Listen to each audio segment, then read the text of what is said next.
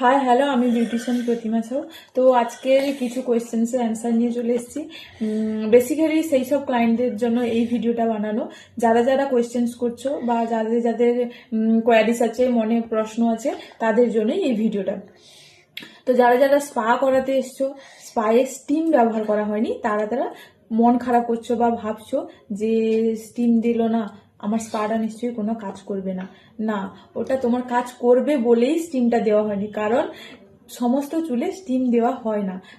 সমস্ত চুল দেখে আমরা যার চুলে স্টিম যাবে তাদের চুলে স্টিম দিই, আর যাদের চুলে স্টিম যাবে না তাদের চুলে দিই না। ওই স্টিমের এক্সট্রা কোনো খাটনি নেই, এক্সট্রা কোনো কিছু নেই ওটাতে, এমন কিছু নয়। আর সমস্ত কিছু করা হচ্ছে, মাসাজ করা হচ্ছে, স্পা ক্রিম দেওয়া হচ্ছে, এ টু জেড সমস্ত কাজ করা হচ্ছে, বাট ওই স্টিমটা কেন অ্যাভয়েড করা হচ্ছে সেটাও তো কিছু প্রশ্ন থাকবে তোমাদের। তার জন্যই আজকের ভিডিওটা। তোমার হেয়ারে স্টিম যাবে না তাই স্টিম ব্যবহার করা হয়নি।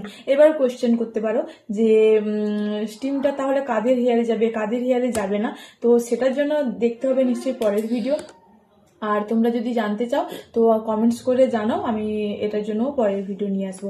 বাই দ্য বাই, মে মাস থেকে আমার বিউটিশিয়ান কোর্স চালু হচ্ছে। যারা যারা ইন্টারেস্ট আছো যোগাযোগ করতে পারো স্ক্রিনে দেওয়া নাম্বারে।